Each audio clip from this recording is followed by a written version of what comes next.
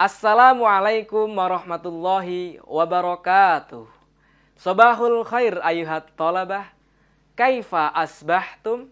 Ayuha abnai, kaifa halukum? A'antum bi khairin? Arju ilaikum bi khairin. Tayyib, mada darsunal an? Darsunal ana at-tajwid. Qabla nadkhulu ila darsinal an, sa'u'arrifu nafsi ilaikum. Ismi Ainul Aska, walaqabi Ustadz Aska. Jitu min Pekalongan.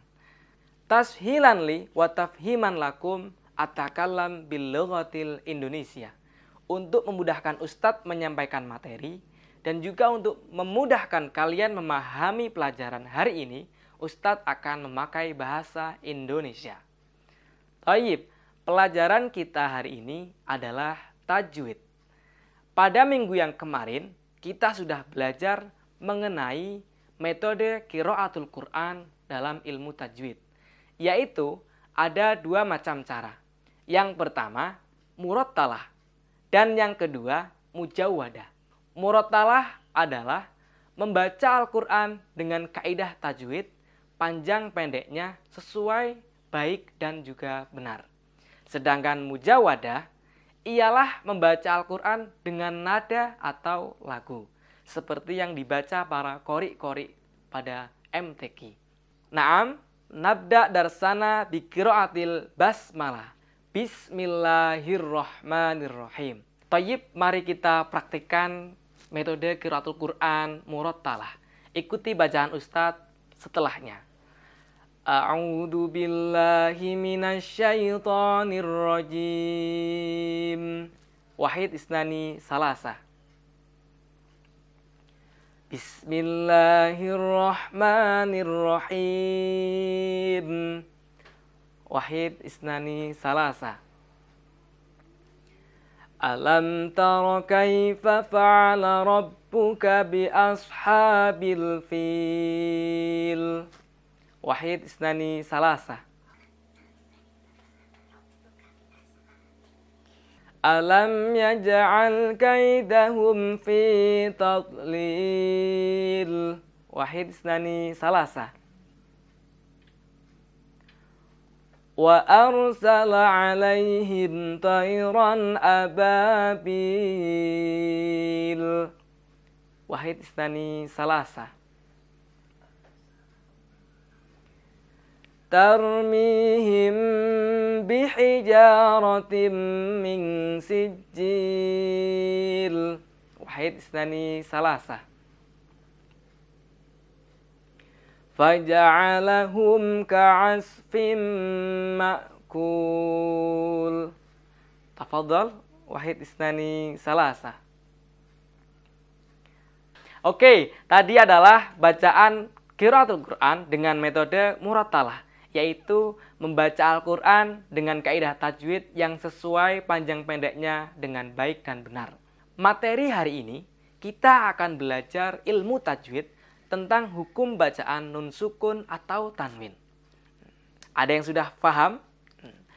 Hukum bacaan nun sukun atau tanwin di dalam ilmu tajwid dibagi menjadi 5. Yang pertama adalah idhar halqi. Yang kedua, ikhfa hakiki. Yang ketiga, idgham bihunnah. Yang keempat, idgham bila hunnah. Dan yang terakhir, yang kelima adalah bacaan iqlab.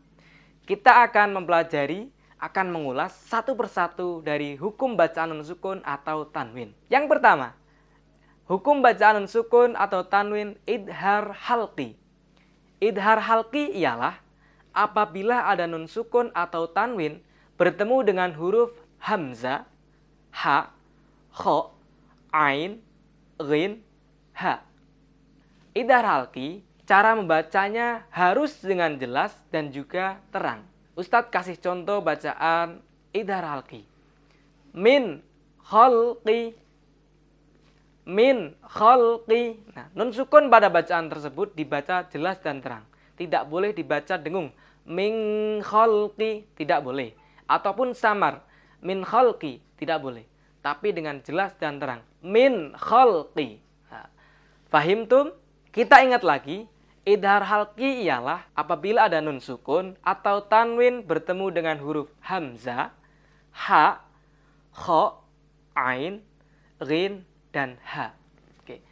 Yang kedua, bacaan ikhfa hakiki. Ikhfa hakiki ialah apabila ada nun sukun atau tanwin bertemu dengan huruf ta, tha, jim, dal, zal, za, sin, shin, sod, do, to, do, fa, qaf, dan kaf. Ustaz ulangi sekali lagi. Ikhfa hakiki ialah apabila ada nun sukun atau tanwin bertemu dengan huruf 15, yaitu ta, tha, jim, dal, zal, za, sin, shin, sod, do, to, do, fa, qaf, dan kaf. Ikhfa hakiki, cara membaca bacaannya ialah dengan samar. Contoh, min qablika. Nah, nun sukun bertemu dengan huruf qaf, harus dibaca dengan samar. Min qablika. Nah, contoh yang lain, misalkan minkum, minkum. Nah, jadi perlu Ustadz ingatkan, cara membaca bacaan ikhfa hakiki ialah dengan samar. Fahimtum? Nah, tayyib. Yang ketiga, bacaan idgham bihunah. Idgham bihunah ialah apabila ada nun sukun atau tanwin bertemu dengan huruf ya, wawu, mim, atau nun. Huruf idgham bihunah hanya ada 4, yaitu ya, wawu, mim, dan nun. Cara membaca bacaan idgham bihunah yaitu dengan melebur dan juga samar. Contoh, pada nun sukun bertemu dengan huruf ya. Min yaumin. Ustadz ulangi lagi. Min yaumin. Nah, nun sukun ketemu huruf ya adalah bacaan idgham bihunah dan dibaca dengan samar dan juga melebur. Huruf nun melebur dengan huruf ya. Yang kedua, Ustadz kasih contoh bacaan idgham bihunah bertemu dengan huruf wawu. Contohnya, min waraihim. Sekali lagi, min waraihim. Nun sukun bertemu dengan huruf wawu dibaca samar dan juga melebur. Oke, sekali lagi, idgham bihunah adalah bacaan nun sukun atau tanwin bertemu dengan huruf ya, wawu, mim, dan nun. Selanjutnya, yang keempat adalah bacaan idgham bila gunnah. Idgham bila gunnah, bagian dari idgham bihunah. Idgham bila gunnah sendiri ialah apabila ada nun sukun atau tanwin bertemu dengan huruf lam atau ro. Ulangi lagi, idgham bila gunnah adalah nun sukun atau tanwin bertemu dengan huruf lam atau ro. Cara membaca idgham bila gunnah yaitu dengan melebur. Meleburkan huruf nun ke dalam huruf lam ataupun huruf ro. Contoh idgham bila gunnah ke dalam huruf lam. Min ladunka. Min ladunka. Nun sukun bertemu dengan huruf lam adalah bacaan idgham bila gunnah. Cara membacanya, huruf nun sukun melebur ke dalam huruf lam. Yang kedua, contoh idgham bila gunnah huruf ro. Mir rabbika. Mir rabbika. Nun sukun bertemu dengan huruf ro adalah bacaan idgham bila gunnah. Cara membacanya yaitu meleburkan huruf nun ke dalam huruf ro. Perhatikan sekali lagi. Mir rabbika. Fahimtum? Dan terakhir ialah bacaan iqlab. Iqlab ialah apabila ada nun sukun atau tanwin bertemu dengan huruf ba.